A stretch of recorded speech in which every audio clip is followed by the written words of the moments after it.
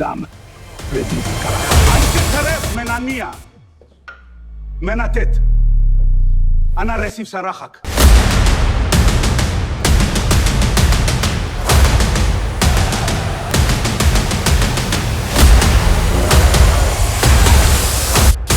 علينا أن نقف متحدين من أجل حرية العراق.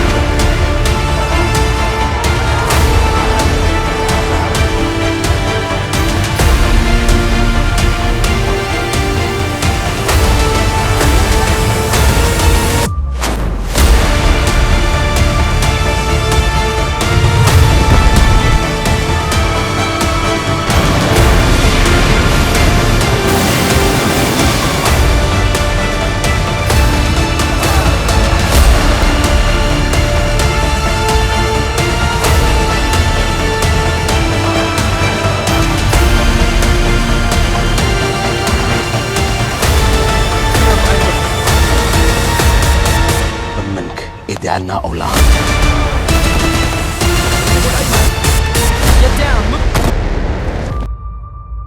Saddam Hussain വെറും 699 രൂപ മാത്രം അടച്ചാൽ എന്നും നിങ്ങളുടേത്. മുഴുവൻ കഥ ഒരൊറ്റ ഫിലിമായി, മുറിയാതെ, ഒരുമിച്ച്. യൂട്യൂബിലില്ലാത്ത ചില രംഗങ്ങളുമുണ്ട്. 2003 ജൂലൈ. ബാഗ്ദാദ് വീണിട്ട് 3 മാസം. ലോകത്തിലെ ഏറ്റവും ശക്തമായ സൈന്യം ഒരു രാജ്യം മുഴുവൻ പിടിച്ചെടുത്തിരുന്നു. കൊട്ടാരങ്ങൾ, മന്ത്രാലയങ്ങൾ, സൈനിക താവളങ്ങൾ. പക്ഷേ അവർക്കൊരാളെ കണ്ടെത്താൻ കഴിഞ്ഞില്ല.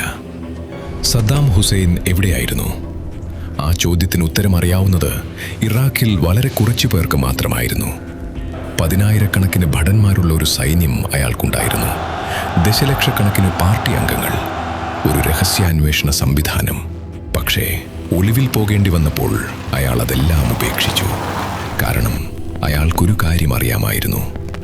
ഒരു രഹസ്യം അറിയുന്നവരുടെ എണ്ണം കൂടുന്തോറും ആ രഹസ്യത്തിൻ്റെ ആയുസ് കുറയും. അതുകൊണ്ട് അയാൾ ഒരു തീരുമാനമെടുത്തു. അയാൾ എവിടെയാണെന്ന് 2 പേർക്ക് മാത്രം അറിഞ്ഞാൽ മതി. ചിലന്തിക്കുഴി. ആ 2 പേരിൽ ഒന്നാമൻ ഒരു കർഷകനായിരുന്നു, അല നമീഖ്. തിക്രീത്തിനടുത്ത് അദ്ദൗർ എന്ന ഗ്രാമത്തിൽ ടൈഗ്രീസ് നദിയുടെ കരയിൽ ഒരു ചെറിയ കൃഷിയിടം, ഒരു കുടിൽ, കുറച്ച് ആടുകൾ, ഒരു കിണർ. ആ മനുഷ്യൻ ഒരു മന്ത്രിയായിരുന്നില്ല, ഒരു ജനറൽ ആയിരുന്നില്ല, ഒരു ചാരനായിരുന്നില്ല. അയാളുടെ കുടുംബം വർഷങ്ങളായി സദ്ദാമിനോട് കൂറുള്ളവരായിരുന്നു എന്നത് മാത്രമായിരുന്നു. ഇറാഖിന്റെ പ്രസിഡന്റ് 235 ദിവസം ഒളിച്ചിരുന്നത് ആ കർഷകന്റെ പറമ്പിലായിരുന്നു. ആ കൃഷിയിടത്തിൽ ഒരു കുഴി കുഴിച്ചിരുന്നു. ആഴം ഏകദേശം 8 അടി, വീതി ഒരു മനുഷ്യന് കിടക്കാൻ മാത്രം. മുകളിൽ ഒരു മൂടി, അതിനു മുകളിൽ മണ്ണും ഇഷ്ടികയും ഒരു പായയും. ഒരു ചെറിയ ഫാൻ ഉള്ളിലേക്ക് വായു കടത്തി. ഒരു കാലത്ത് 40 മുറികളുള്ള കൊട്ടാരങ്ങളിൽ ഉറങ്ങിയ ഒരു മനുഷ്യൻ ഇപ്പോൾ 8 അടി മണ്ണിനടിയിൽ. രണ്ടാമൻ ആരായിരുന്നു? മുഹമ്മദ് ഇബ്രാഹിം ഒമർ അൽ മുസ്ലീദ്. സദ്ദാമിന്റെ അതേ ഗോത്രം. വർഷങ്ങളായി അയാളുടെ അടുത്ത വൃത്തത്തിലുള്ളയാൾ. ഇയാളുടെ ജോലി ഇതായിരുന്നു: സദ്ദാം റെക്കോർഡ് ചെയ്യുന്ന ടേപ്പുകൾ പുറത്തെത്തിക്കുക. അൽ അറബിയയിലും അൽ ജസീറയിലും വന്നവ. ഒരു കുഴിയിലിരുന്ന് ഒരാൾ ഒരു കാസറ്റിൽ സംസാരിക്കുന്നു. ആ കാസറ്റ് ഒരാളുടെ കയ്യിൽ നിന്ന് മറ്റൊരാളുടെ കയ്യിലേക്ക് പോകുന്നു. ഒടുവിൽ അത് ഒരു ടെലിവിഷൻ ചാനലിലെത്തുന്നു. ആ ചങ്ങലയായിരുന്നു സദ്ദാമിന്റെ ഏക ബലഹീനത. അമേരിക്ക ഇത് മനസ്സിലാക്കാൻ മാസങ്ങളെടുത്തു. ആദ്യം അവർ വലിയ ലക്ഷ്യങ്ങൾക്ക് പിന്നാലെ പോയി. ചീട്ടുകെട്ടിലെ പേരുകൾ, മന്ത്രിമാർ, ജനറൽമാർ, അവരെയെല്ലാം പിടിച്ചു, ചോദ്യം ചെയ്തു. പക്ഷേ ആ ആളുകൾക്ക് സദ്ദാം എവിടെയാണെന്ന് അറിയില്ലായിരുന്നു. അവർ പഴയ വ്യവസ്ഥയുടെ മുകൾ തട്ടിലുള്ളവരായിരുന്നു.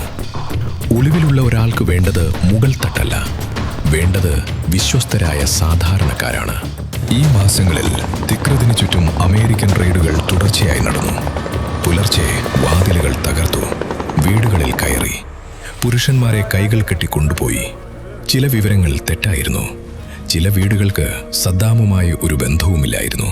ഉള്ളിൽ അയാളുണ്ടെന്ന വിവരം കിട്ടിയതിൻ്റെ പേരിൽ ചില കെട്ടിടങ്ങൾ ബോംബിട്ട് തകർത്തു. അയാൾ അവിടെ ഉണ്ടായിരുന്നില്ല. ഓരോ തെറ്റായ റെയ്ഡും ഒരു കാര്യം ചെയ്തു. അത് ആ പ്രദേശത്തെ ജനങ്ങളെ അമേരിക്കയിൽ നിന്ന് കൂടുതൽ അകറ്റി. പിന്നെ അമേരിക്കൻ ചാരവിഭാഗം ഒരു പുതിയ രീതി പരീക്ഷിച്ചു. അവർ വലിയ പേരുകൾ വിട്ടു. പകരം അവരൊരു ചാർട്ട് വരയ്ക്കാൻ തുടങ്ങി. സദ്ദാമിൻ്റെ ഗോത്രം, അയാളുടെ ഡ്രൈവർമാർ, അയാളുടെ അംഗരക്ഷകർ, അവരുടെ ബന്ധുക്കൾ, അവരുടെ ഭാര്യമാരുടെ കുടുംബങ്ങൾ. ഒരു അധികാര ചാർട്ടല്ല, ഒരു വിശ്വാസ ചാർട്ട്. ആ ചാർട്ടിൽ ഒരു പേര് വീണ്ടും വീണ്ടും വന്നു: മുഹമ്മദ് ഇബ്രാഹിം. 2003 ഡിസംബർ 12 ബാഗ്ദാദിൽ വെച്ച് അമേരിക്കൻ സൈന്യം അയാളെ പിടികൂടി. അയാളെ ചോദ്യം ചെയ്തു മണിക്കൂറുകളോളം. അയാൾ പറഞ്ഞില്ല. ഇത് പ്രധാനമാണ്. കാരണം പിന്നീട് ലോകം കേട്ട കഥ ഇതായിരുന്നു: ഒരു ബന്ധു സദ്ദാമിനെ ഒറ്റുകൊടുത്തുവെന്ന്. യഥാർത്ഥത്തിൽ അയാൾ ഒറ്റുകൊടുത്തില്ല. പക്ഷേ അയാളെ പിടികൂടിയതോടെ അമേരിക്കയ്ക്ക് അയാളുടെ ബന്ധങ്ങൾ കിട്ടി. അയാൾ ആരെയൊക്കെ കണ്ടു, എവിടെയൊക്കെ പോയി, ഏത് കൃഷിയിടങ്ങളിൽ. ആ ചങ്ങല അവർ പിന്നോട്ട് നടന്നു. 2003 ഡിസംബർ 13 രാത്രി, ഓപ്പറേഷൻ റെഡ് ഡോൺ. 600 അമേരിക്കൻ സൈനികർ അദ്ദൌർ ഗ്രാമം വളഞ്ഞു. 2 സ്ഥലങ്ങൾ അവർ പരിശോധിച്ചു. ആദ്യത്തേതിൽ ഒന്നുമില്ല. രണ്ടാമത്തേതിൽ ഒരു ചെറിയ കുടിൽ, ഒരു കിടക്ക, കുറച്ച് പാത്രങ്ങൾ. ആരുമില്ല. അവർ തിരിച്ചു പോകാൻ ഒരുങ്ങുകയായിരുന്നു. പിന്നെ ഒരു സൈനികൻ നിലത്തെ ഒരു പായ ശ്രദ്ധിച്ചു. ആ പായയ്ക്ക് താഴെ മണ്ണ്, മണ്ണിന് താഴെ ഇഷ്ടിക, ഇഷ്ടികയ്ക്ക് താഴെ ഒരു മൂടി. അവരത് തുറന്നു. ആ കുഴിയിൽ ഒരു മനുഷ്യനുണ്ടായിരുന്നു. നീണ്ട നരച്ച താടി, അഴുക്ക് പുരണ്ട വസ്ത്രം, ക്ഷീണിച്ച കണ്ണുകൾ. അയാളുടെ കയ്യിൽ ഒരു പിസ്റ്റൾ ഉണ്ടായിരുന്നു. അയാൾ അത് ഉപയോഗിച്ചില്ല. അയാൾ കൈകൾ ഉയർത്തി. പിന്നെ അയാൾ പറഞ്ഞു, ഞാൻ സദ്ദാം ഹുസൈനാണ്. ഞാൻ ഇറാഖിന്റെ പ്രസിഡന്റാണ്. എനിക്ക് ചർച്ച നടത്തണം. ഒരു അമേരിക്കൻ സൈനികൻ മറുപടി പറഞ്ഞു, പ്രസിഡന്റ് ബുഷ് നിങ്ങൾക്ക് അഭിവാദ്യങ്ങൾ അയക്കുന്നു. അയാളെ ആ കുഴിയിൽ നിന്ന് പുറത്തെടുത്തു. പിറ്റേന്ന് ലോകം ആ ദൃശ്യങ്ങൾ കണ്ടു. ഒരു ഡോക്ടർ അയാളുടെ വായ പരിശോധിക്കുന്നു, തലമുടിയിൽ പേൻ നോക്കുന്നു. 24 വർഷം ഇറാഖിനെ ഭരിച്ച ഒരാൾ, ഒരു ജനതയെ ഭയപ്പെടുത്തിയ ഒരാൾ. ആ ദൃശ്യങ്ങൾ മനഃപൂർവ്വം പുറത്തുവിട്ടതായിരുന്നു. അയാൾ ഒരു ദൈവമല്ല എന്ന് ഇറാഖികളെ കാണിക്കാൻ. പക്ഷേ പല ഇറാഖികൾക്കും അത് മറ്റൊന്നായി തോന്നി. അയാൾ എത്ര ക്രൂരനായിരുന്നാലും അയാൾ അവരുടെ പ്രസിഡന്റായിരുന്നു. ഒരു വിദേശ സൈന്യം അയാളുടെ വായ തുറന്ന് പരിശോധിക്കുന്ന ദൃശ്യം ചിലർക്കൊരു അപമാനമായി തോന്നി. അവരുടെ സ്വന്തം അപമാനമായി. അലാ നമീഖിനെയും അറസ്റ്റ് ചെയ്തു. വർഷങ്ങൾക്ക് ശേഷം അയാൾ ഒരു അഭിമുഖത്തിൽ പറഞ്ഞു, താൻ ചെയ്തതിൽ ഖേദമില്ലെന്ന്. ഒരു അതിഥിയെ സംരക്ഷിക്കുക എന്നത് തൻ്റെ കടമയായിരുന്നു എന്ന്. പിടിക്കപ്പെട്ടത് സദ്ദാം മാത്രമായിരുന്നില്ല. ചീട്ടുകെട്ട് ഒന്നൊന്നായി ഒഴിഞ്ഞു. താരിഖ് അസീസ്, വിദേശകാര്യമന്ത്രി, ലോകത്തിനു മുന്നിൽ ഇറാഖിന്റെ മുഖമായിരുന്നയാൾ. അയാൾ സ്വയം കീഴടങ്ങി. ബർസാൻ അൽ തിക്രിദി, അർദ്ധ സഹോദരൻ, ഇന്റലിജൻസ് മേധാവി. പിന്നെ അലി ഹസൻ അൽ മജീദ്, കെമിക്കൽ അലി. ഹലബ്ജയിൽ വാതകം വീഴാൻ ഉത്തരവിട്ടയാൾ. സ്വന്തം അനന്തരവന് മാപ്പിന്റെ കടലാസ് കൊണ്ടുപോയി കൊടുത്തയാൾ. 2003 ഓഗസ്റ്റിൽ അയാളും പിടിക്കപ്പെട്ടു. 2005 ഒക്ടോബർ 19 ബാഗ്ദാദിലെ green zone, Iraqi high tribunal. Saddam Hussein ഒരു കൂട്ടിൽ നിന്നു. പക്ഷെ അയാൾ ഒരു പ്രതിയായി പെരുമാറിയില്ല. അയാൾ കോടതിയുടെ നിയമസാധുത ചോദ്യം ചെയ്തു. ജഡ്ജിമാരോട് തർക്കിച്ചു. താൻ ഇപ്പോഴും ഇറാഖിന്റെ പ്രസിഡന്റാണെന്ന് പറഞ്ഞു. ഒരു ദിവസം അയാൾ പറഞ്ഞു, ഞാനൊരു അനീതിയുള്ള കോടതിയിലേക്ക് വരില്ല. ആ വിചാരണ എന്തിനെക്കുറിച്ചായിരുന്നു? ദുജയിൽ. 1982 ദുജയിൽ എന്ന ഷിയ ഗ്രാമത്തിലൂടെ സദ്ദാമിന്റെ വാഹന വ്യൂഹം കടന്നു പോകുമ്പോൾ ആരോ വെടിവെച്ചു. അയാൾ രക്ഷപ്പെട്ടു. പിന്നെ പ്രതികാരം വന്നു. 148 പുരുഷന്മാരും ആൺകുട്ടികളും കൊല്ലപ്പെട്ടു. ഗ്രാമം നിരപ്പാക്കി. ഇത് ഒരു യഥാർത്ഥ കുറ്റകൃത്യമായിരുന്നു. ഇരകൾ യഥാർത്ഥമായിരുന്നു. ഹലബ്ജയിൽ ഒരു ദിവസം കൊണ്ട് 5000 പേർ മരിച്ചു. അൻഫാൽ പ്രചാരണത്തിൽ 100,000-ഓളം കുർദുകൾ. 1991 ഷിയ പ്രക്ഷോഭം അടിച്ചമർത്തിയപ്പോൾ 10,000-കണക്കിന് പേർ. ഇറാൻ യുദ്ധത്തിൽ ലക്ഷക്കണക്കിന്. അൻഫാലിന് ഒരു പ്രത്യേക വിചാരണ ഉണ്ടായിരുന്നു. 2006 ഏപ്രിലിൽ അതിൻ്റെ കുറ്റപത്രം വന്നു. ഓഗസ്റ്റിൽ അത് തുടങ്ങി. പക്ഷേ ദുജൈൽ വിചാരണ ആദ്യം അവസാനിച്ചു. 2006 നവംബർ 5 ജഡ്ജി റൌഫ് അബ്ദുറഹ്മാൻ വിധി വായിച്ചു. വധശിക്ഷ. സദ്ദാം എഴുന്നേറ്റ് വിളിച്ചു പറഞ്ഞു, അല്ലാഹു അക്ബർ. ഡിസംബർ 26 അപ്പീൽ കോടതി ആ വിധി ശരിവെച്ചു. 4 ദിവസത്തിനുള്ളിൽ ശിക്ഷ നടപ്പാക്കണമെന്ന് നിയമം പറഞ്ഞു. 2006 ഡിസംബർ 30 പുലർച്ചെ ബാഗ്ദാദിലെ കാദിമിയ ക്യാമ്പ് ജസ്റ്റിസ് എന്ന് അമേരിക്കക്കാർ വിളിച്ച സ്ഥലം. അന്ന് സുന്നി മുസ്ലിംകൾക്ക് ഈദുൽ അദ്ഹയുടെ ആദ്യ ദിവസമായിരുന്നു. പലരും അതിനെ യാദൃച്ഛികമായി കണ്ടില്ല. അയാളെ കരുമരത്തിലേക്ക് കൊണ്ടുപോയി. അയാൾ ശാന്തനായിരുന്നു എന്ന് ദൃക്സാക്ഷികൾ പറഞ്ഞു. അയാൾ മുഖംമൂടി ധരിക്കാൻ വിസമ്മതിച്ചു. ചുറ്റും നിന്നവരിൽ ചിലർ ഒരു ഷിയ നേതാവിൻ്റെ പേര് മുദ്രാവാക്യം വിളിക്കാൻ തുടങ്ങി. അയാൾ അവരെ നോക്കി ഒരു ചോദ്യം ചോദിച്ചു, ഇതാണോ പൗരുഷം? ആ മുറിയിൽ ആരോ ഒരു മൊബൈൽ ഫോൺ ഉയർത്തിപ്പിടിച്ചിരുന്നു.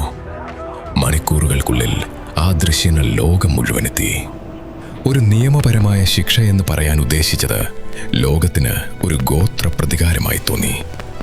ഐക്യരാഷ്ട്രസഭയുടെ ഒരു വിദഗ്ധൻ പിന്നീട് എഴുതി, ഈ വിചാരണ ഇറാഖിൽ നിയമവാഴ്ച തിരിച്ചു വന്നു എന്ന് കാണിക്കേണ്ടതായിരുന്നു. അത് കാണിച്ചത് മറ്റൊന്നാണ്. 16 ദിവസത്തിന് ശേഷം ജനുവരി 15 ബർസാനൽ തിക്രതിയെയും ന്യായാധിപൻ അവാദൽ ബന്ദറിനെയും തൂക്കിലേറ്റി. ബർസാന്റെ കാര്യത്തിൽ കയർ അയാളുടെ തല ശരീരത്തിൽ നിന്ന് വേർപെടുത്തി. ഇറാഖി സർക്കാർ പറഞ്ഞു അത് മനഃപൂർവ്വമായിരുന്നില്ല. തൂക്കിക്കൊലയിൽ ചിലപ്പോൾ അങ്ങനെ സംഭവിക്കും. മാർച്ചിൽ ഉപപ്രസിഡന്റ് താഹ യാസീൻ റമദാൻ. 2010 അലി ഹസൻ അൽ മജീദ്, കെമിക്കൽ അലി. അയാൾക്കെതിരെ 4 വധശിക്ഷകൾ വിധിക്കപ്പെട്ടിരുന്നു. അതിലൊന്ന് ഹലബ്ജയ്ക്ക് വേണ്ടിയായിരുന്നു. താരിഖ് അസീസിന് വധശിക്ഷ വിധിച്ചു, പക്ഷേ അത് നടപ്പാക്കിയില്ല. 2015 അയാൾ ജയിലിൽ മരിച്ചു. പക്ഷേ ഒരു കാര്യം ബാക്കിയായി. സദ്ദാം ഹുസൈൻ മരിച്ചപ്പോൾ അൻഫാൽ വിചാരണ നടക്കുകയായിരുന്നു. ഒരു പ്രതി മരിച്ചാൽ ആ കേസ് അവസാനിക്കും. അതുകൊണ്ട് ഹലബ്ജയ്ക്ക് സദ്ദാം ഹുസൈൻ ഒരിക്കലും ശിക്ഷിക്കപ്പെട്ടില്ല. അൻഫാലിന് ശിക്ഷിക്കപ്പെട്ടില്ല. കുർദുകൾക്ക് ഒരു വിധി കിട്ടിയില്ല. ആ ഗ്രാമം, ആ കുട്ടികൾ, ആ വാതകം, ഒരു കോടതിയും അയാളെ അതിൻ്റെ പേരിൽ കുറ്റക്കാരൻ എന്ന് വിളിച്ചില്ല. അയാൾ തൂക്കിലേറ്റപ്പെട്ടത് 148 പേരുടെ പേരിലാണ്. അയാൾ കൊന്നത് ലക്ഷക്കണക്കിന് പേരെയാണ്. പിന്നെ ഇറാഖിന് എന്ത് സംഭവിച്ചു? യുദ്ധത്തിൻ്റെ കാരണം കൂട്ടനശീകരണ ആയുധങ്ങളായിരുന്നു. അമേരിക്ക 2 വർഷം ഇറാഖിൽ തെരഞ്ഞു. 1000-ലധികം വിദഗ്ധർ. 2004 അവർ അവരുടെ അന്തിമ റിപ്പോർട്ട് സമർപ്പിച്ചു. ഇറാഖിന് 1991 ശേഷം കൂട്ടനശീകരണ ആയുധങ്ങൾ ഉണ്ടായിരുന്നില്ല. ഹുസൈൻ കമാൽ 1995 അവരോട് പറഞ്ഞത് ശരിയായിരുന്നു. ആരും ആ പകുതി കേട്ടില്ല എന്ന് മാത്രം. ബ്രഹ്മരുടെ ആ 2 ഉത്തരവുകൾ ഓർക്കുന്നുണ്ടോ? പിരിച്ചുവിട്ട സൈന്യം, ജോലി നഷ്ടപ്പെട്ട 4 ലക്ഷം പേർ. അവർ അപ്രത്യക്ഷരായില്ല. അവർ ആയുധങ്ങളുമായി കാത്തിരുന്നു. ഇറാഖിൽ ഒരു കലാപം തുടങ്ങി. പിന്നെ അത് സുന്നികളും ഷിയകളും തമ്മിലുള്ള ഒരു ആഭ്യന്തര യുദ്ധമായി.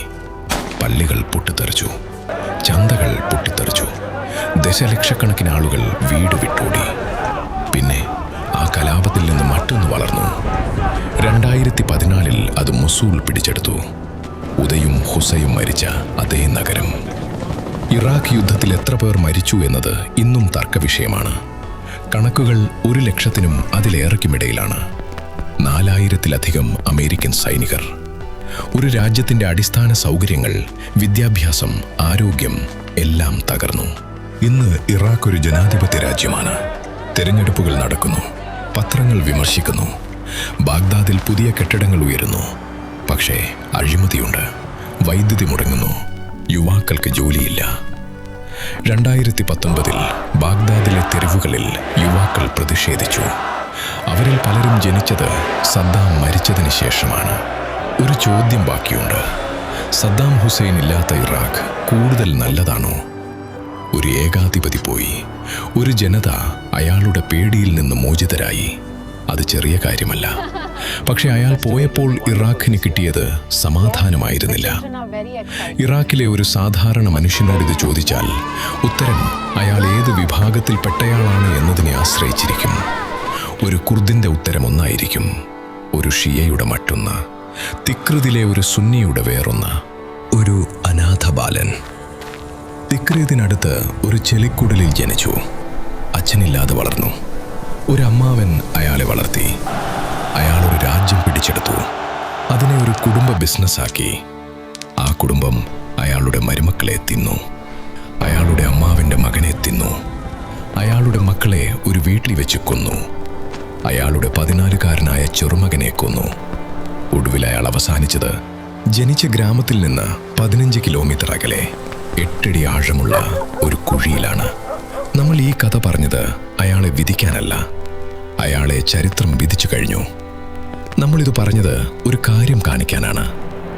ഭയം കൊണ്ട് പണിത ഒരു അധികാരം എത്ര വലുതായാലും അതിൻ്റെ അടിത്തറ ഭയം തന്നെയായിരിക്കും.